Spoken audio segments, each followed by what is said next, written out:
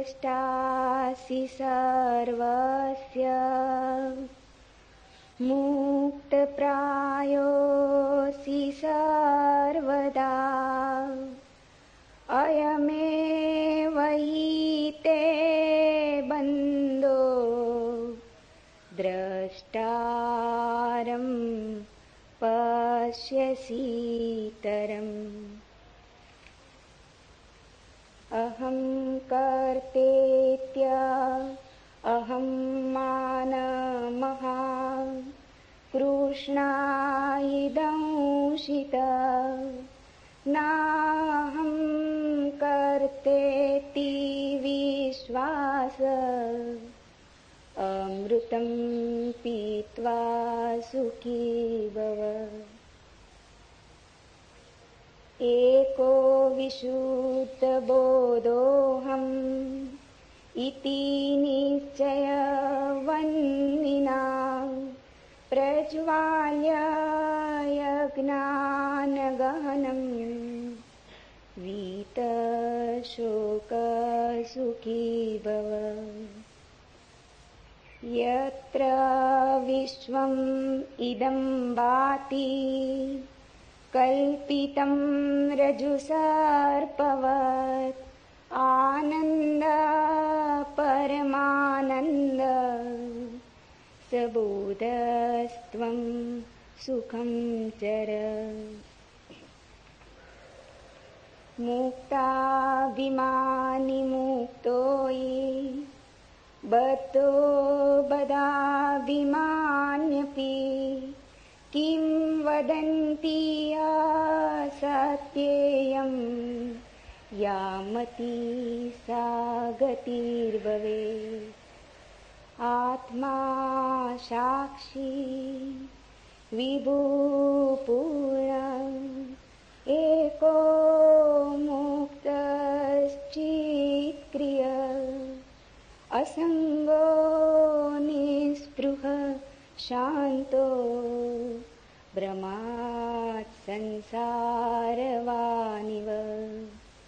कुटस्थं बोधम् अद्वैतम् आत्मानं परिभावय आभासोऽहं ब्रह्मं मुक्त्वा भावं बाह्यम् अथान्तरम्।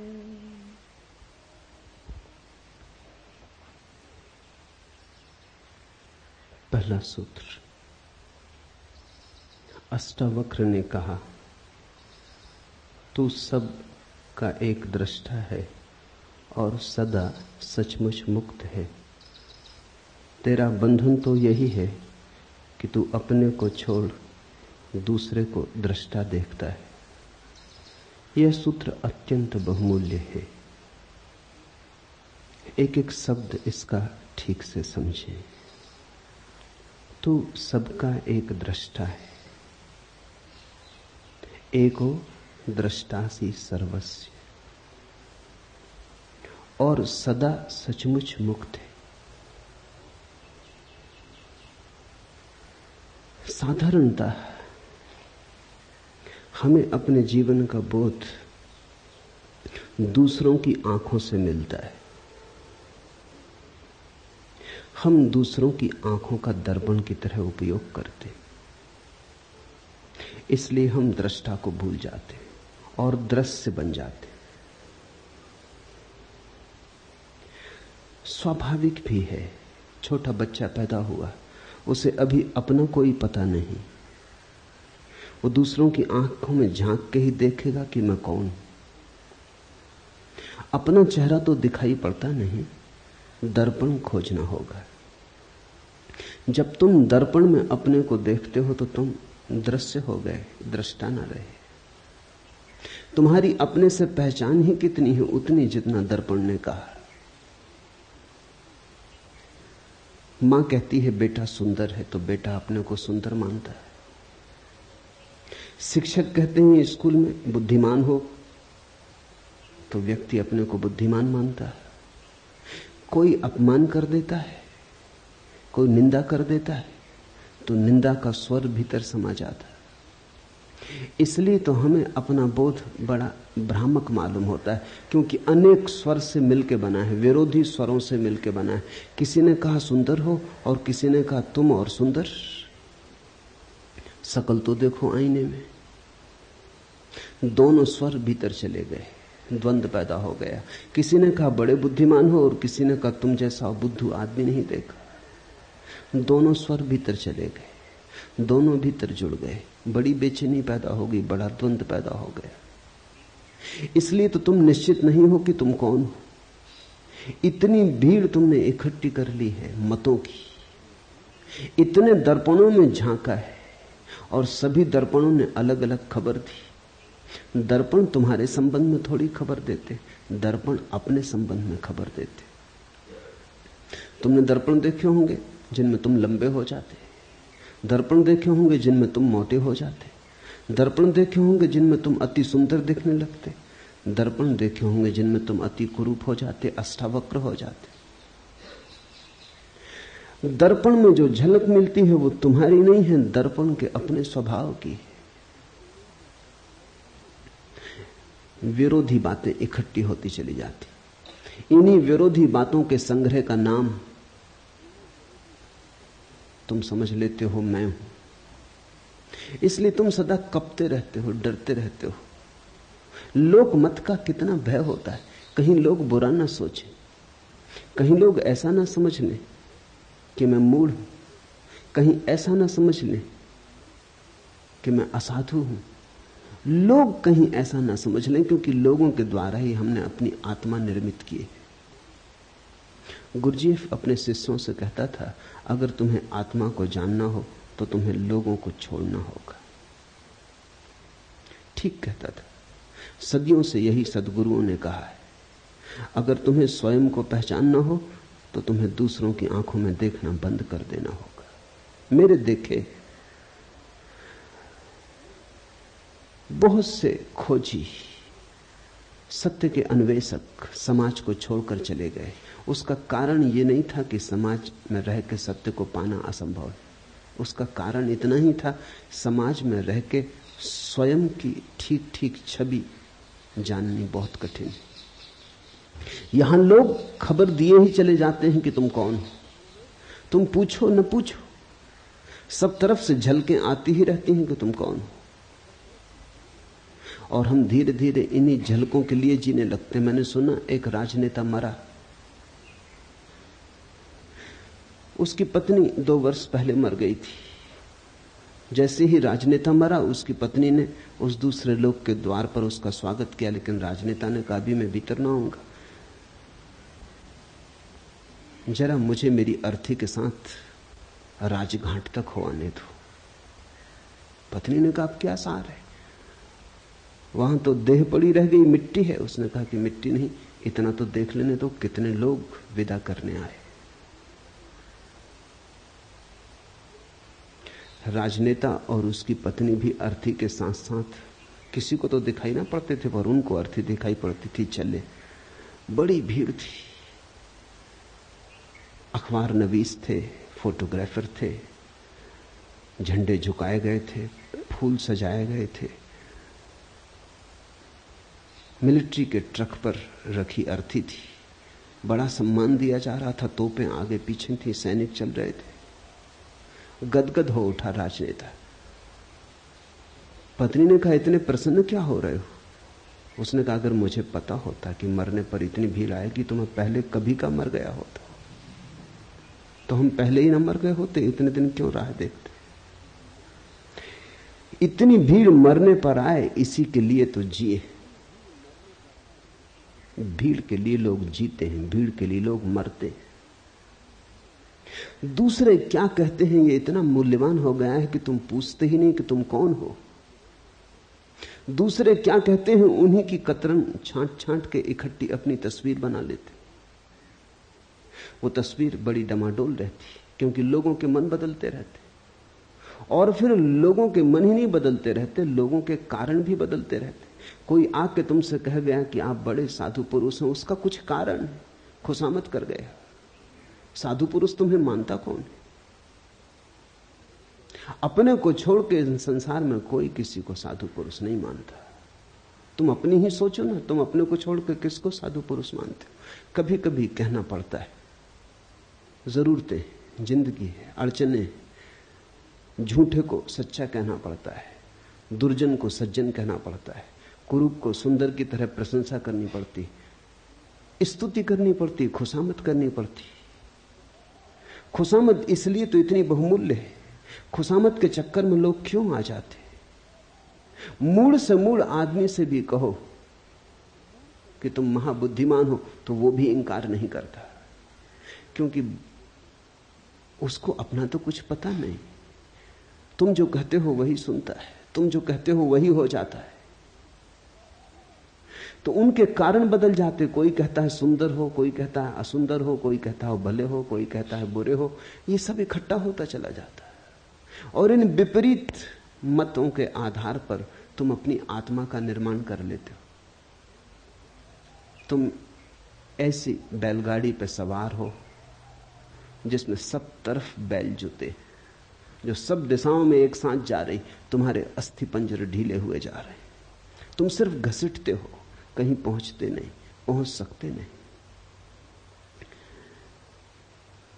पहला सूत्र है आज का, तू सबका एक दृष्टा है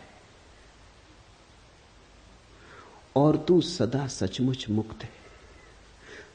व्यक्ति दृश्य नहीं है, दृष्टा है। दुनिया में 3 तरह के व्यक्ति हैं। वे जो दृश्य बन गए, वे सबसे ज्यादा अंधेरे में। दूसरे वे जो दर्शक बन गए, वे पहले से थोड़े ठीक है लेकिन कुछ बहुत ज्यादा अंतर नहीं। तीसरे वे जो दृष्टा बन गए। तीनों को अलग अलग समझ लेना जरूरी है। जब तुम दृश्य बन जाते हो तो तुम वस्तु हो गए, तुमने आत्मा खो दी।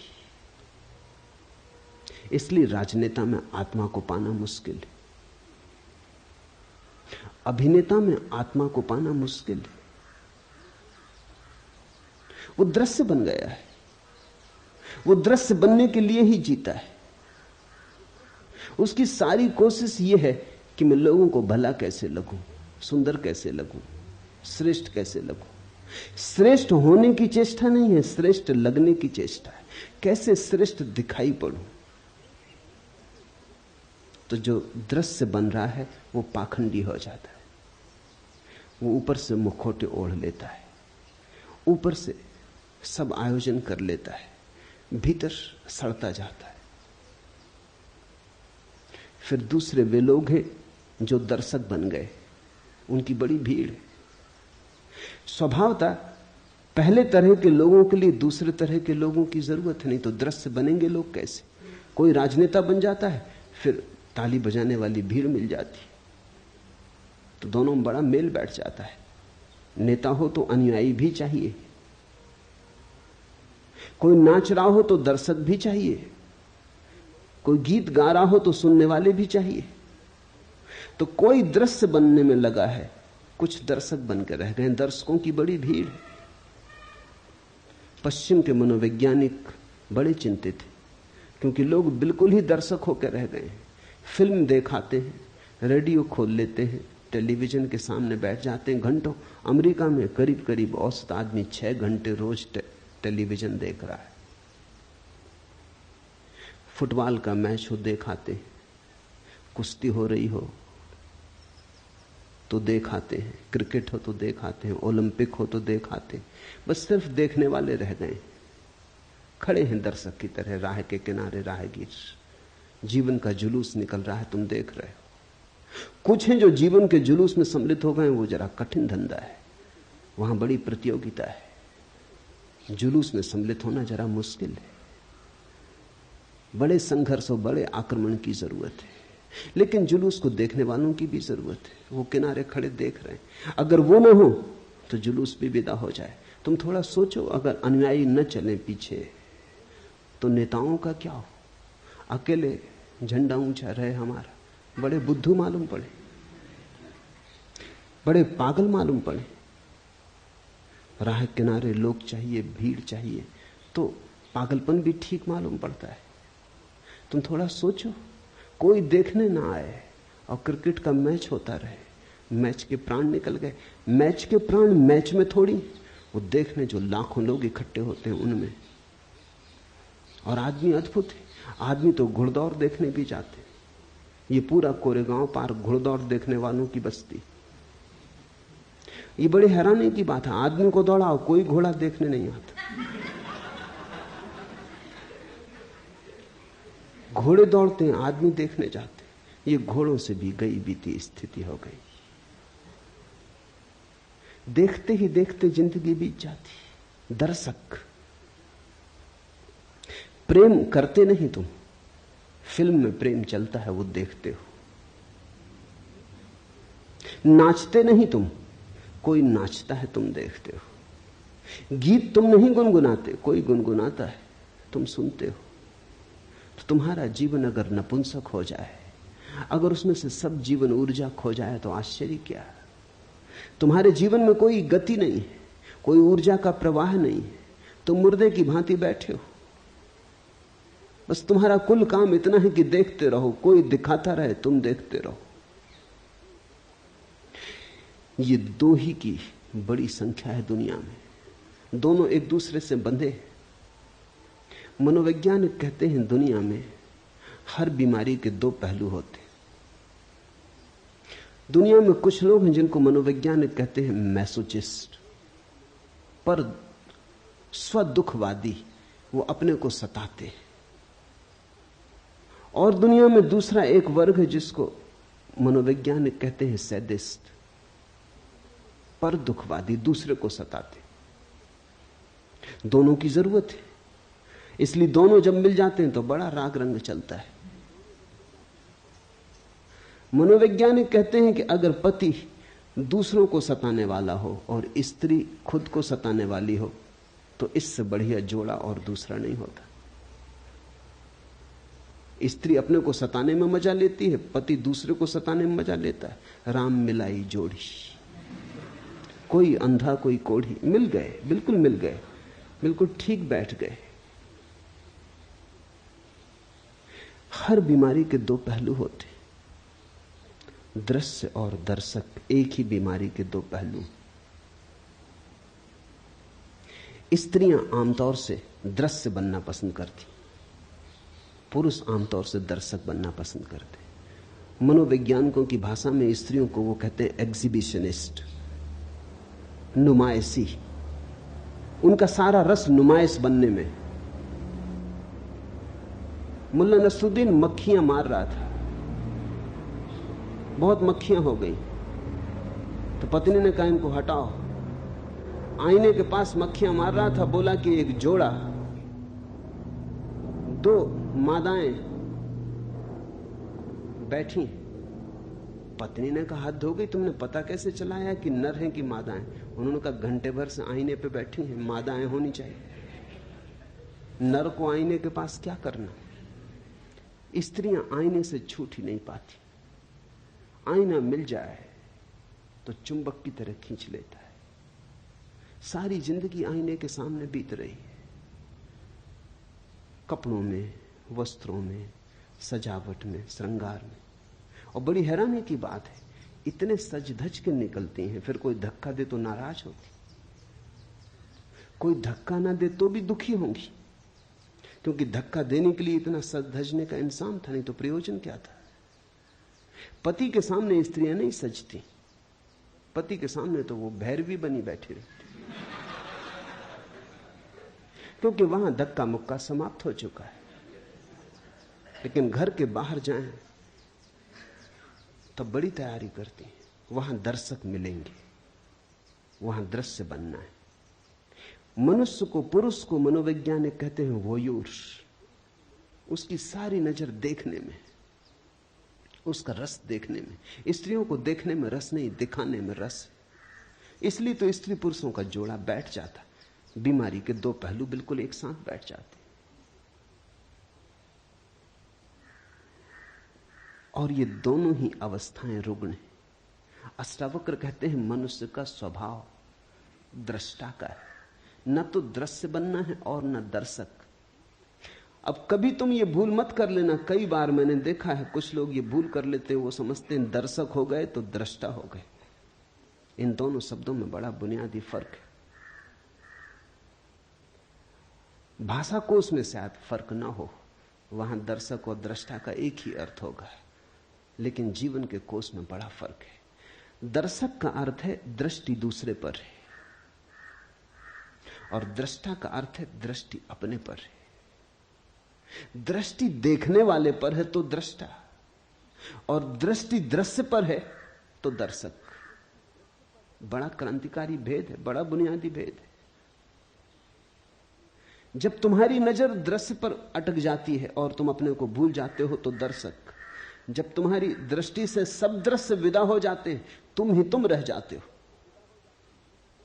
जागरण मात्र रह जाता, होश मात्र रह जाता, तो दृष्टा।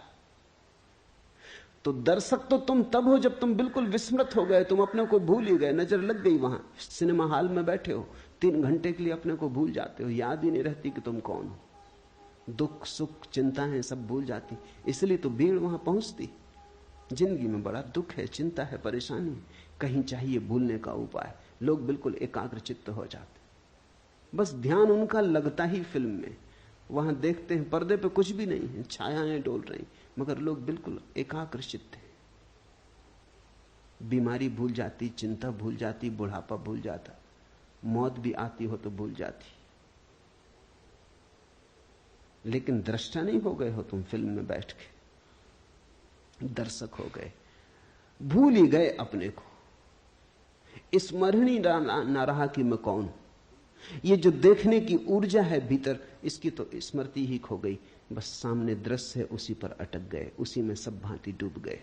दर्शक होना एक तरह का आत्मविस्मरण है, और दृष्टा होने का अर्थ है सब दृश्य विदा हो गए, पर्दा खाली हो गया, अब कोई फिल्म नहीं चलती वहां, न कोई विचार रहे, न कोई शब्द रहे, पर्दा बिल्कुल शून्य हो गया, कोरा और शुभ्र सफेद। देखने को कुछ भी ना बचा, सिर्फ देखने वाला बचा। और अब देखने वाले में डुबकी लगी तो दृष्टा। दृश्य और दर्शक, मनुष्यता इनमें बटी। कभी कभी कोई दृष्टा होता है, कोई अष्टावक्र, कोई कृष्ण, कोई महावीर, कोई बुद्ध। कभी कभी कोई जागता और दृष्टा होता है। तू सबका एक दृष्टा है। और इस सूत्र की खूबियां ये हैं कि जैसे ही तुम दृष्टा हुए, तुम्हें पता चलता है दृष्टा तो एक ही है संसार में, बहुत नहीं। दृश्य बहुत है, दर्शक बहुत है। अनेकता का अस्तित्व ही दृश्य और दर्शक के बीच है। वो झूठ का जाल है, दृष्टा तो एक ही है। ऐसा समझो कि चांद निकला, पूर्णिमा का चांद निकला, नदी पोखर में, तालाब सरोवर में, सागर में, सरिताओं में, सब जगह प्रतिबिंब बने। अगर तुम पृथ्वी पर घूमो और सारे प्रतिबिंबों का अंकन करो तो करोड़ों अरबों खरबों प्रतिबिंब मिलेंगे, लेकिन चांद एक है, प्रतिबिंब अनेक है। दृष्टा एक है, दृश्य अनेक है, दर्शक अनेक है। वो सिर्फ प्रतिबिंब है, वो छायाएं हैं। तो जैसे ही कोई व्यक्ति दृश्य और दर्शक से मुक्त होता है, न तो दिखाने की इच्छा रही कि कोई देखे, न देखने की इच्छा रही। देखने और दिखाने का जाल छूटा, वो रस न रहा, तो वैराग्य। अब कोई इच्छा नहीं होती कोई देखे और कहे कि सुंदर हो, सज्जन हो, संत हो, साधु हो। अगर इतनी भी इच्छा भीतर रह गई कि लोग तुम्हें साधु समझें, तो अभी तुम पुराने जाल में पड़े हो। अगर इतनी भी आकांक्षा रह गई मन में कि लोग तुम्हें संत पुरुष समझें, तो तुम अभी पुराने जाल में पड़े हो। अभी संसार नहीं छूटा, संसार ने नया रूप लिया, नया ढंग पकड़ा, लेकिन यात्रा पुरानी ही जारी है, सातत्य पुराना ही जारी। क्या करोगे देखकर? खूब देखा, क्या पाया? क्या करोगे दिखाकर? कौन है यहां जिसको दिखा के कुछ मिलेगा? इन दोनों से पार हटकर, द्वंद्व से हटकर जो दृष्टा में डूबता है तो पाता है कि एक ही है। ये पूर्णिमा का चांद तो एक ही है। ये सरोवरों, पोखरों, तालाबों, सागरों में अलग अलग दिखाई पड़ता था, अलग अलग दर्पण थे इसलिए दिखाई पड़ता था। मैंने सुना है एक राजमहल था, सम्राट ने महल बनाया था सिर्फ दर्पणों से। दर्पण ही दर्पण थे अंदर, कांच महल था। एक कुत्ता, सम्राट का खुद का कुत्ता, रात बंद हो गया, भूल से अंदर रह गया। उस कुत्ते की अवस्था तुम समझ सकते हो क्या हुई होगी। वही आदमी की अवस्था है। उसने चारों तरफ देखा, कुत्ते ही कुत्ते थे, हर दर्पण में कुत्ता था। वो घबरा गया, वो भौंका। जब आदमी भयभीत होता है तो दूसरे को भयभीत करना चाहता है। शायद दूसरा भयभीत हो जाए तो अपना भय कम हो जाए। वो भौंका, लेकिन स्वभाव था वहां तो दर्पण ही थे। दर्पण दर्पण से कुत्ते भौंके, आवाज उसी पर लौट आई, अपनी ही प्रतिध्वनि थी। रात भर भौंकता रहा और बागता और दर्पणों से जूझता लहूलुहान हो गया। वहां कोई भी न था, अकेला था। सुबह मरा हुआ पाया गया, सारे भवन में खून के चिन्ह थे। उसकी कथा आदमी की कथा है। यहां दूसरा नहीं, यहां अन्य है ही नहीं। जो है अनन्य है, यहां एक है। लेकिन उस एक को जब तक तुम भीतर से ना पकड़ लोगे ख्याल में ना आएगा। तू सबका एक दृष्टा है और सदा सचमुच मुक्त है। अष्टावक्र कहते हैं सचमुच मुक्त है। इसे कल्पना मत समझना। आदमी बहुत अद्भुत है। आदमी सोचता है कि संसार तो सत्य है और ये सत्य की बातें सब कल्पना है। दुख तो सत्य मानता है, सुख की कोई किरण उतरे तो मानता है कोई सपना है, कोई धोखा है। मेरे पास लोग आते हैं, वो कहते हैं बड़ा आनंद मालूम हो रहा है। शक होता है ये कहीं भ्रम तो नहीं। दुख में इतने जन्मों जन्मों तक रहे कि भरोसा ही खो गया कि आनंद हो भी सकता है। आनंद असंभव मालूम होने लगा है। रोने का अभ्यास ऐसा हो गया है, दुख का ऐसा अभ्यास हो गया है, कांटों से ऐसी पहचान हो गई कि फूल अगर दिखाई भी पड़े तो भरोसा नहीं आता, लगता है सपना है, आकाश कुसुम, होगा नहीं, हो नहीं सकता। इसलिए अष्टावक्र कहते हैं सचमुच मुक्त है। व्यक्ति बंधा नहीं। बंधन असंभव है क्योंकि केवल परमात्मा है, केवल एक है। न तो बांधने को कुछ है, न बंधने को कुछ है। तू सदा सचमुच मुक्त है। इसलिए अष्टावक्र जैसे व्यक्ति कहते हैं कि इसी क्षण चाहे तो मुक्त हो सकता है, क्योंकि मुक्त है ही। मुक्ति में कोई बाधा नहीं, बंधन कभी पड़ा नहीं, बंधन केवल माना हुआ है। तेरा बंधन तो यही है कि तू अपने को छोड़ दूसरे को दृष्टा देखता है। एको दृष्टासी सर्वस्य मुक्त प्रायो असि सर्वदा अयमेव हीते बंधो दृष्टारम पश्य सीतरम। एक ही बंधन है कि तू अपने को छोड़ दूसरे को दृष्टा देखता है, और एक ही मुक्ति है कि तू अपने को दृष्टा जान ले। तो इस प्रयोग को थोड़ा करना शुरू करें। देखते हैं, वृक्ष के पास बैठे हैं, वृक्ष दिखाई पड़ रहा है, तो धीरे धीरे वृक्ष को देखते देखते उसको देखना शुरू करें जो वृक्ष को देख रहा है। जरा से हेरफेर की बात है। साधारणता चेतना का तीर वृक्ष की तरफ जा रहा है, इस तीर को दोनों तरफ जाने दें, इसका फल दोनों तरफ कर लें। वृक्ष को भी देखें और साथ ही चेष्टा करें उसको भी देखने की जो देख रहा है। देखने वाले को न भूलें। देखने वाले को पकड़ पकड़ ले, बार बार भूलेगा, पुरानी आदत है, जन्मों की आदत है, भूलेगा, लेकिन बार बार देखने वाले को पकड़ ले। जैसे जैसे देखने वाला पकड़ में आने लगेगा, कभी कभी क्षण भर को ही आएगा, लेकिन क्षण भर को ही पाएंगे एक अपूर्व शांति का उदय हुआ, एक आशीष बरसा, एक सौभाग्य की किरण उतरी। एक क्षण को भी अगर ऐसा होगा तो एक क्षण को भी मुक्ति का आनंद मिलेगा, और वो आनंद तुम्हारे जीवन के स्वाद को और जीवन की धारा को बदल देगा। शब्द नहीं बदलेंगे तुम्हारे जीवन की धारा को, शास्त्र नहीं बदलेंगे, अनुभव बदलेगा, स्वाद बदलेगा।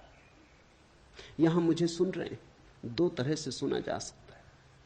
सुनते वक्त मैं जो बोल रहा हूं, अगर उस पर ही ध्यान रहे और तुम अपने को भूल जाओ, तो फिर तुम दृष्टा ना रहे, श्रोता ना रहे, श्रावक ना रहे। तुम्हारा ध्यान मुझ पे अटक गया तो तुम दर्शक हो गए। आंख से ही दर्शक नहीं हुआ जाता, कान से भी दर्शक हुआ जाता है। जब भी ध्यान ऑब्जेक्ट पर, विषय पर अटक जाए तो तुम दर्शक हो गए। सुनते वक्त सुनो मुझे, साथ में उसको भी देखते रहो, पकड़ते रहो, टटोलते रहो जो सुन रहा है। निश्चित ही तुम सुन रहे हो, मैं बोल रहा हूं। बोलने वाले पर ही नजर ना रहे, सुनने वाले को भी पकड़ते रहो, बीच बीच में उसको ख्याल लेते रहो। धीरे धीरे तुम पाओगे कि जिस घड़ी में तुमने सुनने वाले को पकड़ा, उसी घड़ी में तुमने मुझे सुना, से सब व्यर्थ गया। जब तुम सुनने वाले को पकड़ के सुनोगे, तब जो मैं कह रहा हूं वही तुम्हें सुनाई पड़ेगा। और अगर तुमने सुनने वाले को नहीं पकड़ा है तो तुम न मालूम क्या क्या सुन लोगे जो मैंने ना तो कहा ना अष्टावक्र ने कहा है। तब तुम्हारा मन बहुत से जाल बुन लेगा, तुम बेहोश हो। बेहोशी में तुम कैसे होश की बातें समझ सकते हो? ये बातें होश की हैं, ये बातें किसी और दुनिया की हैं। तुमने अगर नींद में सुना तो तुम इन बातों के आसपास अपने सपने गूंथ लोगे, तुम इन बातों का रंग खराब कर दोगे, तुम इनको पोत लोगे, तुम अपने ढंग से इनका अर्थ निकाल लोगे, तुम इनकी व्याख्या कर लोगे। तुम्हारी व्याख्या में ही ये अद्भुत वचन मुर्दा हो जाएंगे। तुम्हारे हाथ लाश लगेगी अष्टावक्र की, जीवित अष्टावक्र से तुम चूक जाओगे। क्योंकि जीवित अष्टावक्र को पकड़ने के लिए तो तुम्हें अपने दृष्टा को पकड़ना होगा। वहां है जीवित अष्टावक्र। इसे ख्याल में लो। सुनते हो मुझे, सुनते सुनते उसको भी सुनने लगो जो सुन रहा है। तीर दोहरा हो जाए, मेरी तरफ हो, तुम्हारी तरफ भी हो। अगर मैं भूल जाऊं तो कोई हर्जा नहीं, लेकिन तुम नहीं भूलने चाहिए। और एक ऐसी घड़ी आती जब ना तो तुम रह जाते न मैं रह जाता। एक ऐसी परम शांति की घड़ी आती है जब दो नहीं रह जाते, एक ही बचता है। तुम ही बोल रहे हो, तुम ही सुन रहे हो, तुम ही देख रहे हो, तुम ही दिखाई पड़ रहे हो। उस घड़ी के लिए ही इशारा अष्टावक्र कर रहे हैं कि वो एक है दृष्टा और सदा सचमुच मुक्त है। बंधन स्वप्न जैसा है। आज रात तुम पूना में सोओगे, लेकिन नींद में तुम कलकत्ते में हो सकते हो, दिल्ली में हो सकते हो, काठमांडू में हो सकते हो, कहीं भी हो सकते हो। सुबह जाग के फिर तुम अपने को पूना में पाओगे। सपने में अगर काठमांडू चले गए तो लौटने के लिए कोई हवाई जहाज से यात्रा नहीं करनी पड़ेगी, न ट्रेन पकड़नी पड़ेगी, न पैदल यात्रा करनी पड़ेगी। यात्रा करनी ही नहीं पड़ेगी। सुबह आंख खुलेगी और तुम पाओगे कि पूना में हो। सुबह तुम पाओगे तुम कहीं गए ही नहीं, सपने में गए थे। सपने में जाना कोई जाना है। बंधन तो एक ही है तेरा कि तू अपने को छोड़ दूसरे को दृष्टा देखता है। एक ही बंधन है कि हमें अपना होश नहीं, अपने दृष्टा का होश नहीं। एक तो ये अर्थ है इस सूत्र का, एक और भी अर्थ है, वो भी ख्याल में ले लेना चाहिए। साधारणता अष्टावक्र के ऊपर जिन्होंने भी कुछ लिखा है उन्होंने दूसरा ही अर्थ किया है इसलिए वो दूसरा अर्थ भी समझ लेना जरूरी है। वो दूसरा अर्थ भी ठीक है, दोनों अर्थ साथ साथ ठीक है। तेरा बंधन तो यही है कि तू अपने को छोड़ दूसरे को दृष्टा देखता है। तुम मुझे सुन रहे हो, तुम सोचते हो कान सुन रहा है, तुम मुझे देख रहे हो, तुम सोचते हो आंख देख रही है। आंख क्या देखेगी? आंख को दृष्टा समझ रहे हो तो भूल हो गई। देखने वाला तो आंख के पीछे, सुनने वाला तो कान के पीछे। तुम मेरे हाथ को छुओ तो तुम सोचोगे तुम्हारे हाथ ने मेरे हाथ को छुआ, गलती हो रही। छूने वाला तो हाथ के भीतर छिपा है। हाथ क्या छुएगा? कल मर जाओगे, लाश पड़ी रह जाएगी, लोग हाथ पकड़े बैठे रहेंगे, कुछ भी ना छुएगा। लाश पड़ी रह जाएगी, आंख खुली पड़ी रहेगी, सब दिखाई पड़ेगा और कुछ भी दिखाई ना पड़ेगा। लाश पड़ी रह जाएगी, संगीत होगा, बैंड बाजे बजेंगे, कान पर चोट भी लगेगी, झंकार भी आएगी, लेकिन कुछ भी सुनाई ना पड़ेगा। जिसे सुनाई पड़ता था, जिसे दिखाई पड़ता था, जिसे स्पर्श होता था, स्वाद होता था, वो जा चुका। इंद्रियां नहीं अनुभव लाती, इंद्रियों के पीछे छिपा हुआ कोई। तो दूसरा अर्थ इस सूत्र का है कि तुम अपने को ही दृष्टा जानना, शरीर को मत जान लेना, आंख को, कान को, इंद्रियों को मत जान लेना, भीतर की चेतना को ही दृष्टा जानना।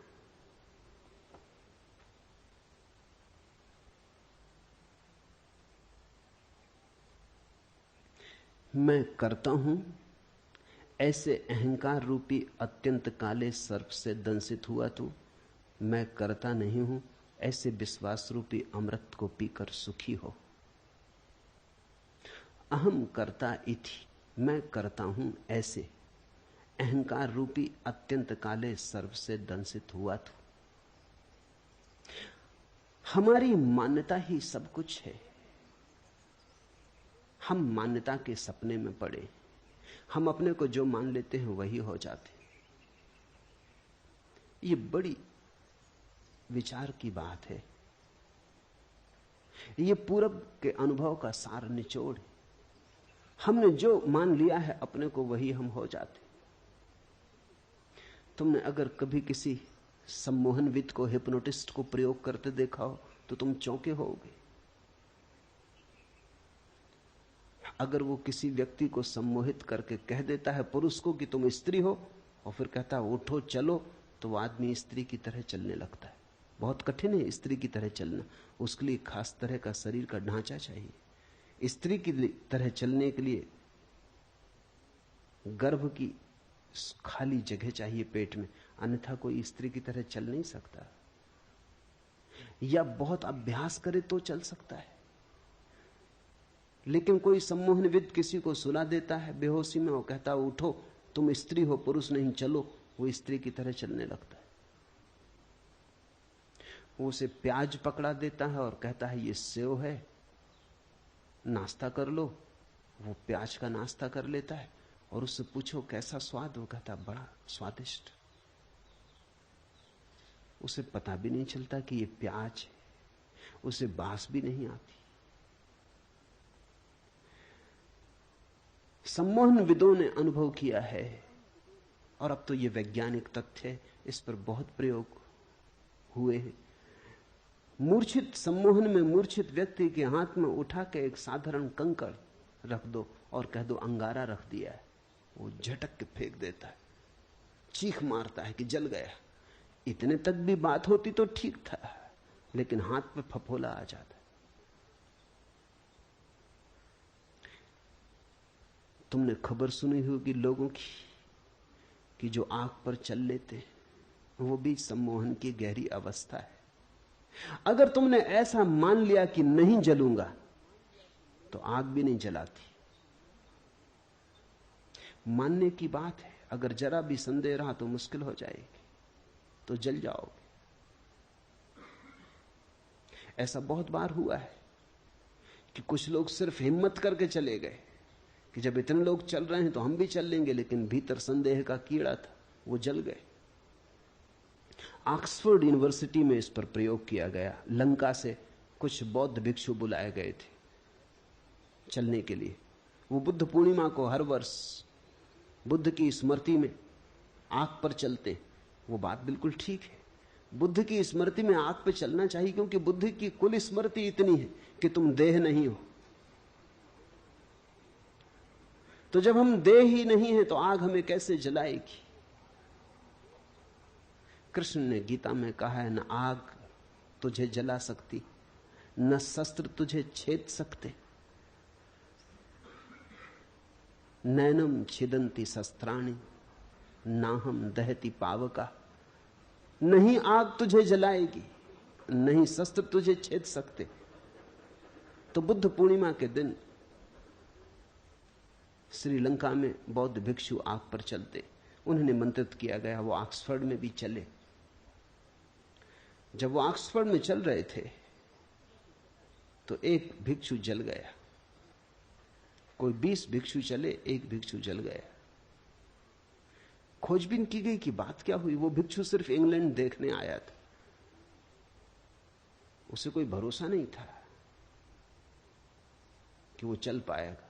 उसकी मर्जी कुछ और थी, वो तो सिर्फ यात्रा करने आया था। उसकी तो आकांक्षा इतनी थी कि इंग्लैंड देख लेंगे, और उसने सोचा जब ये 19 लोग नहीं जलते तो मैं क्यों जलूंगा।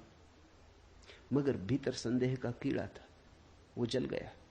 और वहीं उसी रात दूसरी घटना घटी कि एक प्रोफेसर, ऑक्सफोर्ड यूनिवर्सिटी का प्रोफेसर, जिसने कभी ये घटना न देखी थी न सुनी थी, वो सिर्फ बैठ के देख रहा था, उसे देख के इतना भरोसा आ गया कि वो उठा और चलने लगा और चल गया।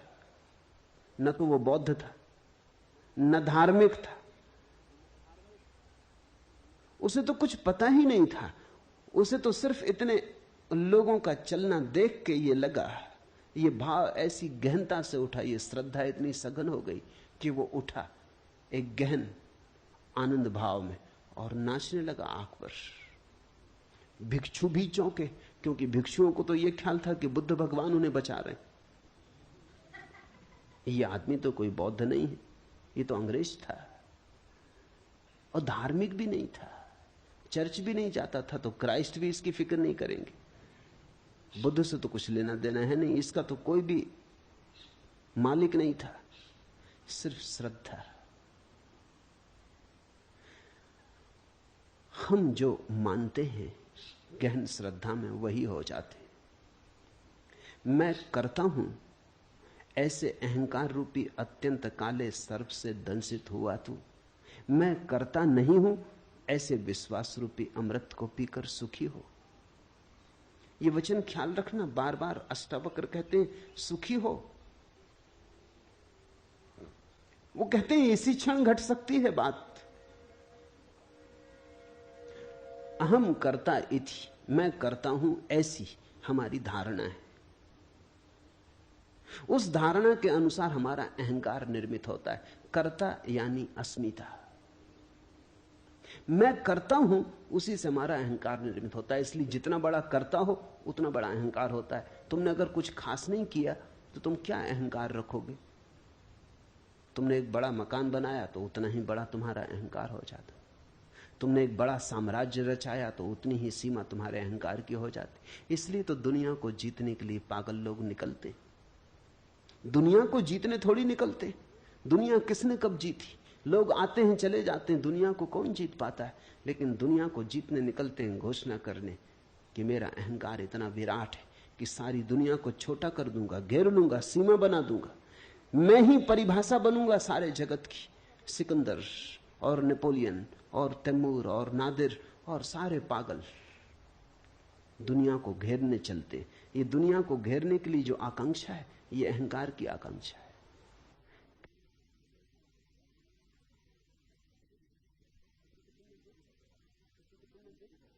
किसी को तुमने देखा मंत्री हो गया या मुख्यमंत्री हो गया, तब उसकी चाल देखी, फिर पद पर नहीं रहा तब उसको देखा, ऐसी खराब हालत हो जाती पद से उतर के। आदमी वही है, बल खो जाता है। वो जो अहंकार का विष था, जो गति दे रहा था, नशा दे रहा था, वो चाल में जो मस्ती आ गई थी, सिर ऊंचा उठ गया था, रीढ़ सीधी हो गई थी, वो सब खो जाता है। क्या हो गया है? एक क्षण पहले इतना बल मालूम होता था, एक क्षण बाद ऐसा निर्बल हो गया। राजनीतिक पदों से उतर के ज्यादा दिन जिंदा नहीं रहते। राजनीतिक जब तक जीतते हैं तब तक बलशाली रहते हैं, जैसे ही हारने लगते हैं वैसे ही बल खो जाता। मनोवैज्ञानिक कहते हैं कि लोग रिटायर होकर जल्दी मर जाते। 10 साल का फर्क पड़ता है, थोड़ा बहुत फर्क नहीं। जो आदमी 80 साल जीता वो जब 60 साल में रिटायर हो जाता तो 70 में मर जाता है। वो 80 साल जी सकता था, कोई और कारण न था मरने का, लेकिन मरने का एक कारण मिल गया कि जब तुम कलेक्टर थे, कमिश्नर थे, पुलिस इंस्पेक्टर थे या कांस्टेबल ही सही, स्कूल के मास्टर ही सही। स्कूल के मास्टर की भी अकड़ होती, उसकी भी एक दुनिया होती। 30-40 लड़कों पर तो रोब बांधे ही रखता है, उनको तो दबाए ही रखता है, वहां तो सम्राट ही होता है। कहते हैं जब औरंगजेब ने अपने बाप को कारागृह में बंद कर दिया तो उसके बाप ने कहा कि मुझे यहां मन नहीं लगता, तू एक काम कर, 30-40 छोटे छोटे लड़के भेज दे, तुम एक मदरसा खोल दो। कहते हैं औरंगजेब ने कहा कि बाप जेल में तो पड़ गया है लेकिन पुरानी सम्राट होने की अकड़ नहीं जाती, तो 30-40 लड़कों पे ही अब मालकियत करेगा। उसने इंतजाम कर दिया। छोटा छोटा स्कूल का मास्टर भी 30-40 लड़कों की दुनिया में तो राजा है। बड़े से बड़े राजा को भी इतना बल कहां होता है। कहो उठो तो उठते हैं लोग, कहो बैठो तो बैठते हैं लोग, सब उसके हाथ में। स्कूल का मास्टर ही सही, कलेक्टर हो, डिप्टी कलेक्टर हो, मिनिस्टर हो, कोई भी हो, जैसे ही रिटायर होता है वैसे ही बल खो जाता। अब कोई रास्ते पर नमस्कार नहीं करता, अब कहीं भी उसकी कोई सार्थकता नहीं मालूम होती, वो फिजूल मालूम पड़ता है, जैसे कूड़े के ढेर पर फेंक दिया गया या कबाड़ खाने में डाल दिया गया। अब उसकी कहीं कोई जरूरत नहीं, जहां भी जाता है लोग उसको सहते, मगर उनके भाव से पता चलता है कि अब जाओ, भी क्षमा करो, अब यहां किस लिए चले आए, अब दूसरा काम करने दो। वही लोग जो उसकी खुशामद करते थे रास्ते से कन्नी काट जाते, वही लोग जो उसके पैर दाबते थे अब दिखाई नहीं पड़ते। अचानक उसके अहंकार का गुब्बारा सिकुड़ जाता है, जैसे गुब्बारा फूट गया, हवा निकलने लगी, पंचर हो गया, सिकुड़ने लगता है। जीने में कोई अर्थ नहीं मालूम होता, मरने की आकांक्षा पैदा होने लगती। वो सोचने लगता है अब मर ही जाऊं, क्योंकि अब क्या सार। रिटायर होकर लोग जल्दी मर जाते क्योंकि उनके जीवन का सारा बल तो उनके साम्राज्यों में था। कोई हेड क्लर्क था तो 10-5 क्लर्कों को ही सता रहा था।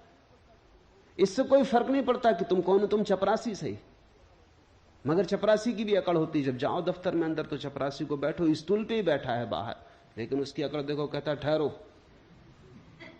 मुल्ला नसरुद्दीन कांस्टेबल का काम करता था, एक महिला को तेजी से कार चलाते हुए पकड़ लिया, जल्दी से निकाली नोटबुक, लिखने लगा।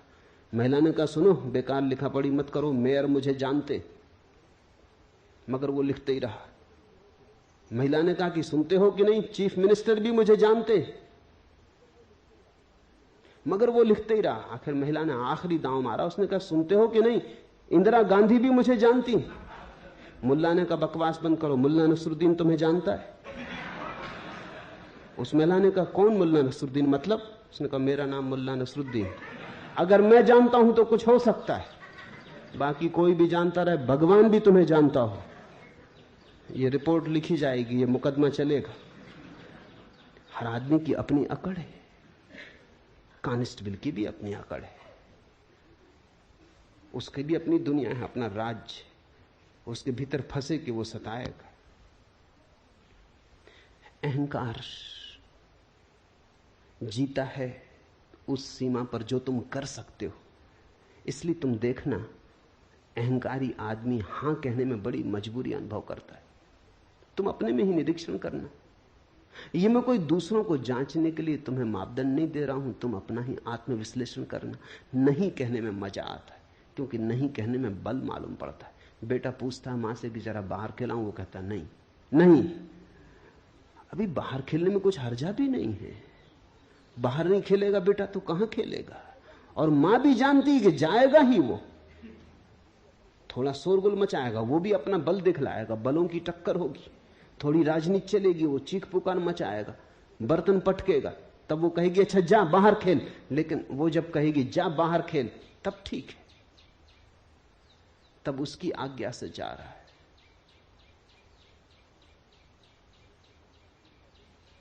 मुल्ला नसरुद्दीन का बेटा बहुत ऊधम कर रहा था, उससे बार बार कह रहा था शांत होकर बैठ, देख मेरी आज्ञा मान, शांत होकर बैठ, मगर वो सुन नहीं रहा था। कौन बेटा सुनता है? आखिर भन्ना के मुल्ला नसरुद्दीन ने कहा अच्छा अब कर जितना ऊधम करना, अब देख कैसे मेरी आज्ञा का उल्लंघन करता है, अब मेरी आज्ञा है, कर कितना ऊधम करना है, अब देखें कैसे मेरी आज्ञा का उल्लंघन करता है।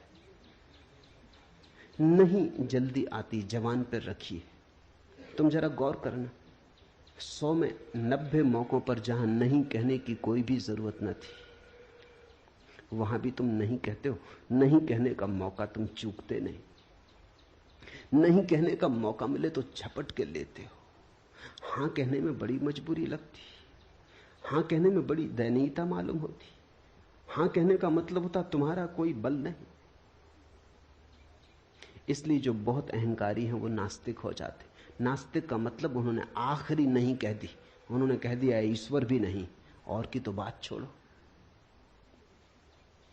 नास्तिक का अर्थ है कि उसने आखिरी अल्टीमेट परम इंकार कर दिया।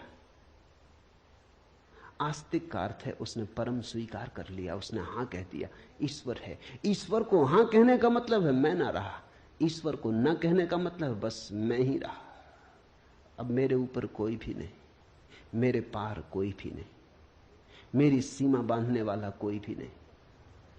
हमारा कर्तृत्व हमारे अहंकार को भरता है। इसलिए अष्टावक्र के सूत्र को ख्याल करना, मैं करता हूं, अहम कर्ता इति। ऐसे अहंकार रूपी अत्यंत काले सर्प से दंसित हुआ तो व्यर्थी पीड़ित और परेशान हो रहा है। यह पीड़ा कोई बाहर से नहीं आती, ये दुख हम जो झेलते हैं अपना निर्मित किया हुआ है। जितना बड़ा अहंकार उतनी पीड़ा होगी। अहंकार घाव है, जरा सी हवा का झोंका भी दर्द दे जाता है।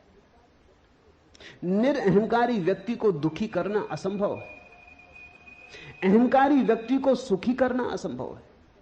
अहंकारी व्यक्ति ने तय ही कर लिया कि अब सुखी नहीं होना है, क्योंकि सुख आता है हां भाव से, स्वीकार भाव से। सुख आता है ये बात जानने से कि मैं क्या हूं, एक बूंद हूं सागर में, सागर की एक बूंद हूं, सागर ही है, मेरा होना क्या है। जिस व्यक्ति को अपने न होने की प्रतीति सघन होने लगती है, उतने ही सुख के अंबार उस पर बरसने लगते। जो मिटा वो भर दिया जाता है, जिसने अकड़ दिखाई वो मिट जाता है। मैं करता नहीं हूं ऐसे विश्वास रूपी अमृत को पीकर तू सुखी हो। मैं करता नहीं हूं ऐसे भाव को अष्टावक्र अमृत कहते। अहम न करता इति, यही अमृत है। इसका एक अर्थ और भी समझ लेना चाहिए। सिर्फ अहंकार मरता है, तुम कभी नहीं मरते, इसलिए अहंकार मृत्यु है, विष है। जिस दिन तुमने जान लिया कि अहंकार है ही नहीं, बस मेरे भीतर परमात्मा ही है, उसकी है एक फैलाव, उसकी ही एक किरण, उसकी ही एक बूंद, फिर तुम्हारी कोई मृत्यु नहीं, फिर तुम अमृत हो। परमात्मा के साथ तुम अमृत हो, अपने साथ तुम मरण धर्मा हो। अपने साथ तुम अकेले हो, संसार के विपरीत हो, अस्तित्व के विपरीत हो, तुम असंभव युद्ध में लगे हो जिसमें हार सुनिश्चित है। परमात्मा के साथ सब तुम्हारे साथ है, जिसमें हार असंभव है, जीत सुनिश्चित है। सबको साथ लेके चल पड़ो। जहां सहयोग से घट सकता हो वहां संघर्ष क्यों करते हो? जहां झुक के मिल सकता हो वहां लड़के लेने की चेष्टा क्यों करते हो? जहां सरलता से, विनम्रता से मिल जाता हो वहां तुम व्यर्थ ही ऊधम क्यों मचाते हो? व्यर्थ का उत्पात क्यों करते हो? मैं करता नहीं हूं, ऐसे विश्वास रूपी अमृत को पीकर सुखी हो। जनक ने पूछा है कैसे हम सुखी हो, कैसे सुख हो, कैसे मुक्ति मिले। कोई विधि नहीं बता रहे हैं अष्टावक्र, वो नहीं कह रहे हैं कि साधो इस तरह, वो कहते हैं देखो इस तरह, दृष्टि ऐसी हो बस। ये सारा दृष्टि का ही उपद्रव है। दुखी हो तो गलत दृष्टि आधार है, सुखी होना है तो ठीक दृष्टि। विश्वास रूपी अमृत को पीकर सुखी हो, इसमें विश्वास की भी परिभाषा समझने जैसी है। अविश्वास का अर्थ होता है तुम अपने को समग्र के साथ एक नहीं मानते, उसी से संदेह उठता है। अगर तुम समग्र के साथ अपने को एक मानते हो तो कैसा अविश्वास। जहां ले जाएगा अस्तित्व वही शुभ है। न हम अपनी मर्जी आए न अपनी मर्जी जाते, न तो हमें जन्म का कोई पता है क्यों जन्मे, न हमें मृत्यु का कोई पता है क्यों मरेंगे। न हमसे किसी ने पूछा जन्म के पहले कि जन्मना चाहते हो, न हमसे कोई मरने के पहले पूछेगा कि मरोगे, मरने की इच्छा है। सब यहां हो रहा है, हमसे कौन पूछता है। हम व्यर्थ ही बीच में क्यों अपने को लाएं। जिससे जीवन निकला है उसी में हम विसर्जित होंगे, और जिसने जीवन दिया है उस पर अविश्वास कैसा। जहां से इस सुंदर जीवन का आविर्भाव हुआ है उस स्रोत पर अविश्वास कैसा। जहां से ये फूल खिले, जहां ये कमल खिले, जहां ये चांद तारे, जहां ये मनुष्य पशु पक्षी हैं, जहां इतना गीत है, जहां इतना संगीत है, जहां इतना प्रेम है, उस पर अविश्वास क्यों। विश्वास का अर्थ है हम अपने को विजाती नहीं मानते, परदेसी नहीं मानते। हम अपने को इस अस्तित्व के साथ एक मानते। इस एक की उद्घोषणा के होते ही जीवन में सुख की वर्षा हो जाती। ऐसे विश्वास रूपी अमृत को पीकर सुखी हो। विश्वास अमृतम पीत्वा सुखी भव। अभी हो जा सुखी, पीत्वा सुखी भव, इसी क्षण हो जा सुखी। मैं एक विशुद्ध बोध हूं, ऐसी निश्चय रूपी अग्नि से अज्ञान रूपी वन को जलाकर तू वीत सुख हुआ, सुखी हो। अभी हो जा दुख के पार। एक छोटी सी बात को जान लेने से दुख विसर्जित हो जाता है कि मैं विशुद्ध बोध हूं, कि मैं मात्र साक्षी भाव हूं, कि मैं केवल दृष्टा हूं। अहंकार का रोग एकमात्र रोग है। मैंने सुना है दिल्ली के एक कवि सम्मेलन में मुल्ला नसरुद्दीन भी सम्मिलित हुआ। जब कवि सम्मेलन समाप्त हुआ और संयोजक पारिश्रमिक बांटने लगे तो वो तृप्त न हुआ। पारिश्रमिक जितना वो सोचता था उतना उसे मिला नहीं। वो बड़ा नाराज हुआ। उसने कहा, जानते हो मैं कौन हूं? मैं पूना का कालिदास हूं। संयोजक भी छठे लोग रहे होंगे। उन्होंने कहा, ठीक, लेकिन ये तो बताइए कि पूना के किस मोहल्ले के कालिदास? मोहल्ले मोहल्ले में कालिदास है, मोहल्ले मोहल्ले में टैगोर है। हर आदमी यही सोचता है कि अनूठी अद्वितीय प्रतिभा है उसकी।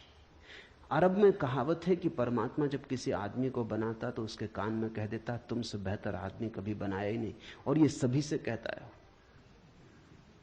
ये मजाक बड़ी गहरी है। और हर आदमी मन में यही ख्याल लिए जीता है कि मुझसे बेहतर आदमी कोई बनाया नहीं, मैं सर्वोत्कृष्ट कृति हूं। कोई माने न माने तो उनकी ना समझी, ऐसे मैं सर्वोत्कृष्ट कृति हूं। इस दंभ में जीता आदमी बड़े दुख पाता है, क्योंकि इस दंभ के कारण वो बड़ी अपेक्षाएं करता है जो कभी पूरी नहीं होंगी। उसकी अपेक्षाएं अनंत हैं, जीवन बहुत छोटा है। जिसने भी अपेक्षा बांधी वो दुखी होगा। इस जीवन को एक और ढंग से भी जीने की कला है, अपेक्षा शून्य। बिना कुछ मांगे, जो मिल जाए उसके प्रति धन्यवाद से भरे हुए, कृतज्ञ भाव से। वही आस्तिक की प्रक्रिया है। जो तुम्हें मिला है वो इतना है, मगर तुम उसे देखो तब ना। मैंने सुना है एक आदमी मरने जा रहा था। जिस नदी के किनारे वो मरने गया, एक सूफी फकीर बैठा हुआ था। उसने कहा, क्या कर रहे हो? वो कूदने को ही था। उसने कहा, रोको मत, बहुत हो गया, जिंदगी में कुछ भी नहीं, सब बेकार है। जो चाहा नहीं मिला, जो नहीं चाहा वही मिला। परमात्मा मेरे खिलाफ है, तो मैं भी क्यों स्वीकार करूं ये जीवन? उस फकीर ने कहा, ऐसा करो, एक दिन के लिए रुक जाओ, फिर मर जाना। इतनी जल्दी क्या? तुम कहते हो तुम्हारे पास कुछ भी नहीं। उसने कहा, कुछ भी नहीं। कुछ होता तो मरने क्यों आता? उस फकीर ने कहा, तुम मेरे साथ आओ, इस गांव का राजा मेरा मित्र है। वो ले गया फकीर को। फकीर उसे ले गया। उसने सम्राट के कान में कुछ कहा। सम्राट ने कहा, 1 लाख रुपए दूंगा। उस आदमी ने इतनी सुना, फकीर ने क्या कहा कान में वो नहीं सुना। सम्राट ने कहा, 1 लाख रुपए दूंगा। फकीर आया और उस आदमी के कान में बोला कि सम्राट, तुम्हारी दोनों आंखें 1 लाख रुपए में खरीदने को तैयार, बेचते हो? उसने कहा, क्या मतलब? आंख और बेच दूं? लाख रुपए में 10 लाख दे तो भी नहीं देने वाला। तो सम्राट के पास फिर गया। उसने कहा, अच्छा 11 लाख देंगे। उस आदमी ने कहा, छोड़ो जी, ये धंधा करने नहीं, आंख बेचेंगे क्यों? फकीर ने कहा, कान बेचोगे, नाक बेचोगे? ये सम्राट हर चीज खरीदने को तैयार है और जो दाम मांगो देने को तैयार। उसने कहा, नहीं, ये धंधा हमें करने नहीं है, बेचेंगे क्यों? उस फकीर ने कहा, जरा देख, आंख तू 11 लाख में भी बेचने को तैयार नहीं, और रात तू मरने जा रहा था और कह रहा था कि मेरे पास कुछ भी नहीं। जो मिला है वो हमें दिखाई नहीं पड़ता। जरा इन आंखों को तो ख्याल करो, ये कैसा चमत्कार है। आंख चमड़ी से बनी है, चमड़ी का ही अंग है, लेकिन आंख देख पाती कैसी पारदर्शी। असंभव संभव हुआ है। ये कान सूंघ पाते संगीत को, पक्षियों के कलरव को, हवाओं के मरमर को, सागर के शोर को। ये कान सिर्फ चमड़ी और हड्डी से बने। ये चमत्कार तो देखो। तुम हो, ये इतना बड़ा चमत्कार है कि इससे बड़ा और कोई चमत्कार क्या तुम सोच सकते हो? इस हड्डी मांस मज्जा की देह में चैतन्य का दिया जल रहा है। जरा इस चैतन्य के दिए का मूल्य तो आंको नहीं, लेकिन तुम्हारी इस पर कोई दृष्टि नहीं। तुम कहते हो हमें 100 रुपए की नौकरी मिलनी चाहिए थी, 90 रुपए की मिली, मरेंगे, आत्महत्या कर लेंगे। कि होना चाहिए था मिनिस्टर, केवल डिप्टी मिनिस्टर हो पाए, नहीं जिएंगे। कि मकान बड़ा चाहिए था, छोटा मिला, कोई सार रहने का नहीं। कि दिवाला निकल गया, कि बैंक में खाता खाली हो गया, अब जीने में सार क्या है। कि एक स्त्री चाहिए थी वो न मिली, कि एक पुरुष चाहा था वो न मिला, बस अब मरेंगे। जितना तुम चाहोगे उतना ही तुम्हारे जीवन में दुख होगा। जितना तुम देखोगे कि बिना चाहे कितना मिला है, अपूर्व तुम्हारे ऊपर बरसा है, अकारण तुमने कमाया क्या है? क्या थी कमाई तुम्हारी जिसके कारण तुम्हें जीवन मिले? क्या है तुम्हारा अर्जन जिसके कारण क्षण भर तुम सूरज की किरणों में नाचो, चांद तारों से बात करो? क्या है कारण? क्या है तुम्हारा बल? क्या है प्रमाण तुम्हारे बल का कि हवाएं तुम्हें छुएं और तुम गुनगुनाओ, आनंद मग्न हो, कि ध्यान संभव हो सके? इसके लिए तुमने क्या किया है?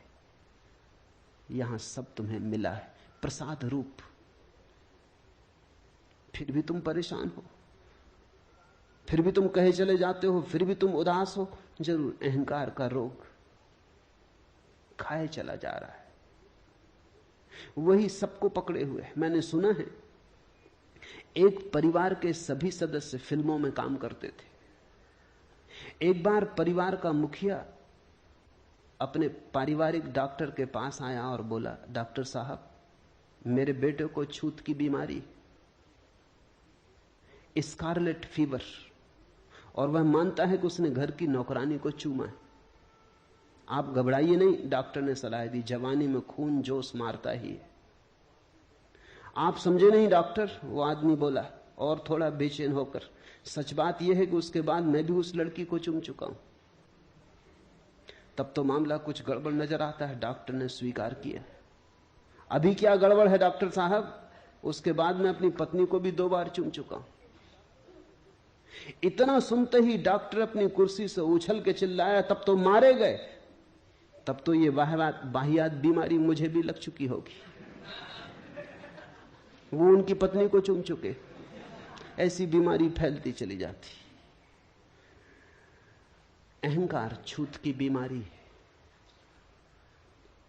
जब बच्चा पैदा होता है तो कोई अहंकार नहीं होता,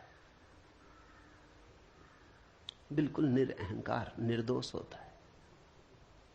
खुली किताब होता है, कुछ भी लिखावट नहीं होती, खाली किताब होता है। फिर धीरे धीरे अक्षर लिखे जाते, फिर धीरे धीरे अहंकार निर्मित किया जाता है।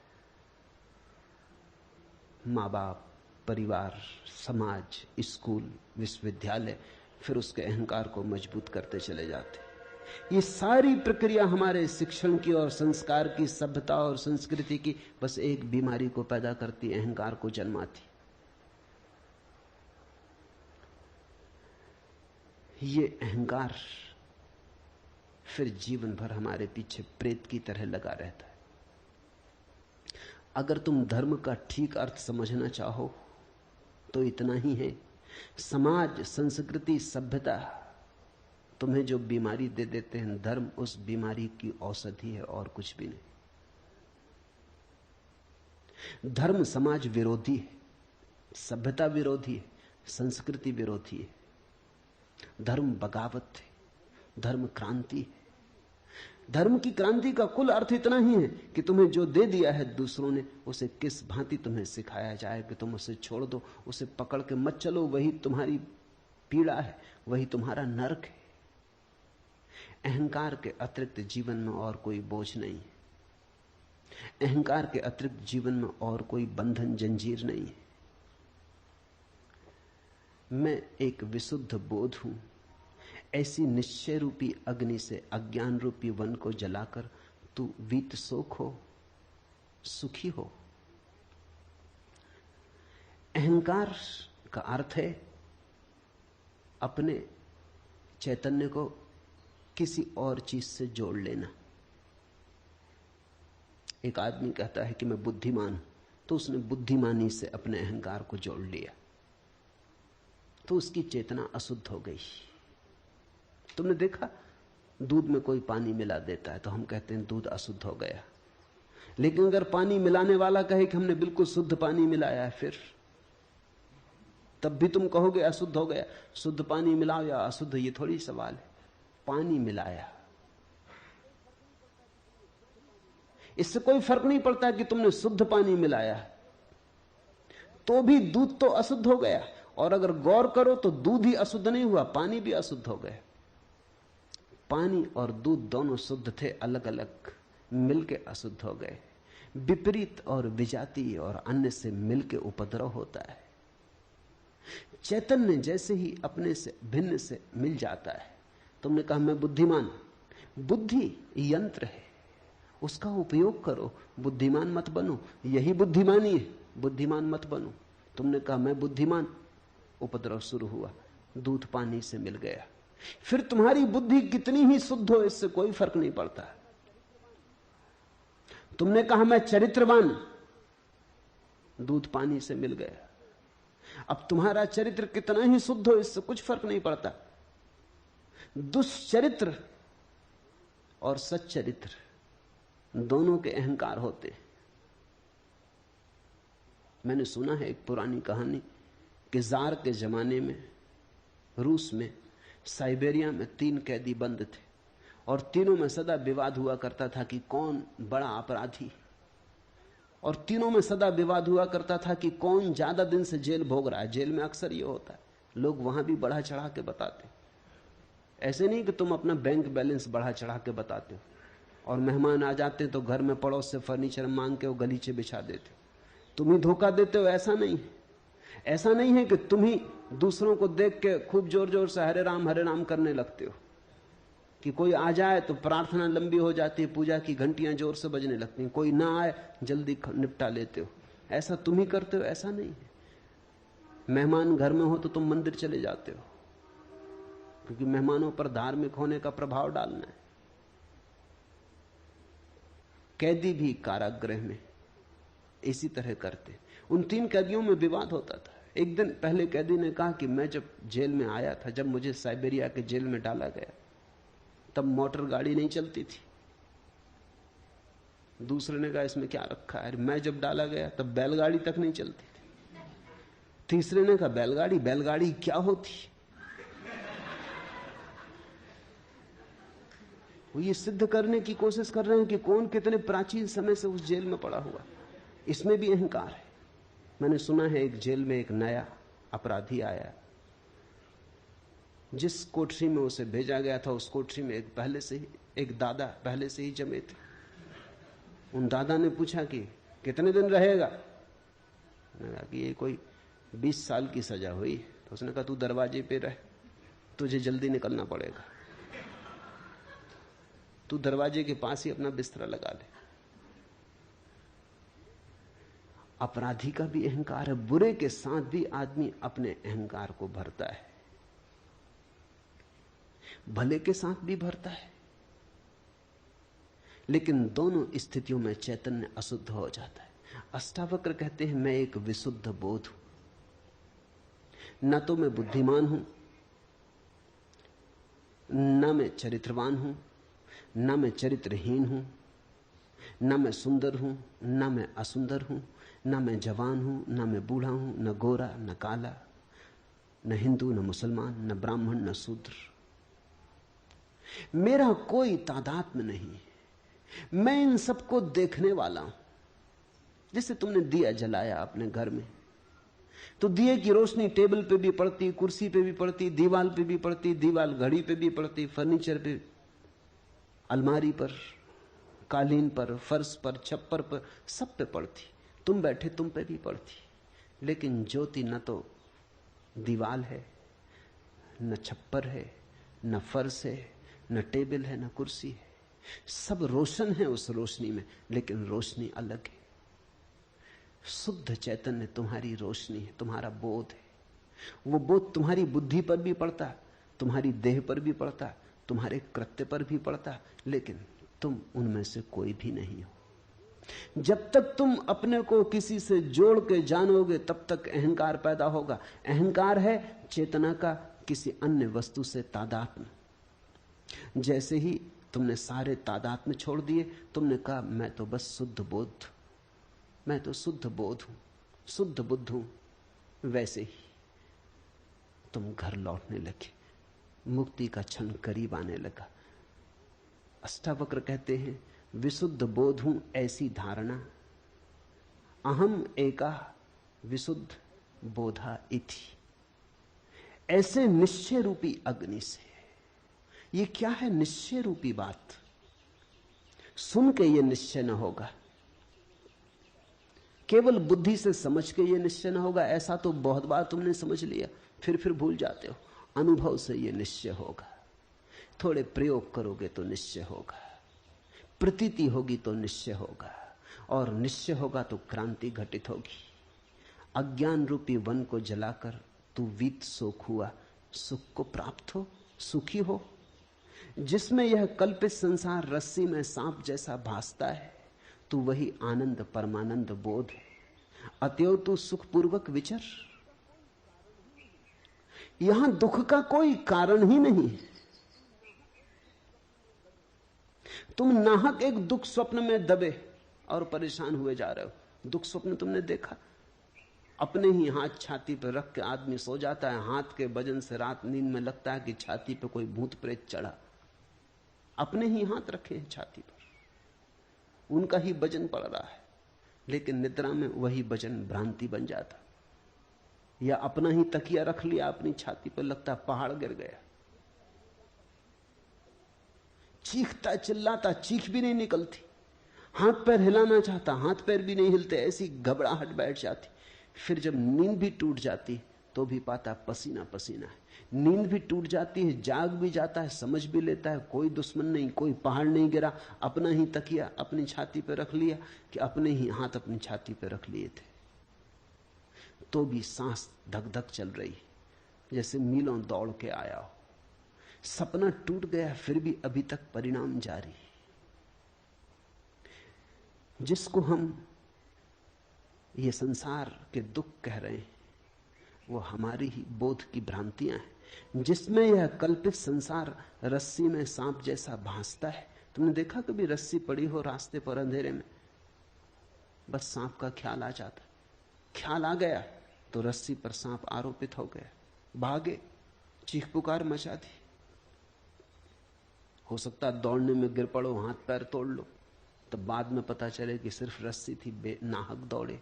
लेकिन फिर क्या होता, हाथ पैर तोड़ चुके। लेकिन अगर तुम्हारे पास थोड़ा सा भी बोध का दिया हो, प्रकाश हो थोड़ा, तो अंधेरे से अंधेरी रात में भी तुम बोध के दिए से देख पाओगे कि रस्सी रस्सी है, सर्प नहीं। इस बोध में ही आनंद और परमानंद का जन्म होता है। अतएव तू सुखपूर्वक विचर। तेरे पास सूत्र है, तेरे पास ज्योति है, ज्योति को तूने नाहक के पर्दों में ढांका। पर्दे हटा, घूंघट के पट खोल। विचार के, वासना के, अपेक्षा के, कल्पनाओं के, सपनों के पर्दे हटाओ। वही हैं घूंघट। घूंघट को हटाओ, खुली आंख से देखो। लोग बुर्के ओढ़े बैठे, उन बुर्कों के कारण कुछ दिखाई नहीं पड़ता, धक्के खा रहे हैं, गड्ढों में गिर रहे हैं। वही आनंद परमानंद बोध है। अतएव तू सुखपूर्वक विचर। यत्र विश्वमिदं भाति कल्पितम रज्जु सर्पवत आनंद परमानंदा सा बोधस्त्वम सुखम चर। आनंद परमानंद बोधा त्वम सुखम चर। इस थोड़े से बोध को समझ लो, पकड़ लो, पहचान लो, फिर विचरण करो सुख में। ये अस्तित्व परम आनंद है। इस अस्तित्व ने दुख जाना नहीं, दुख तुम्हारा निर्मित किया हुआ है। कठिन है समझना ये बात, क्योंकि हम इतने दुख में जी रहे हैं, हम कैसे माने कि दुख नहीं। वो जो रस्सी को देख के भाग गया है वो भी नहीं मानता कि सर्प नहीं है। वो जो हाथ रख के छाती पे पड़ा है और सोचता है पहाड़ गिर गया, वो भी उस क्षण में तो नहीं मान सकता कि पहाड़ नहीं गिर गया है। वैसी ही हमारी दशा है।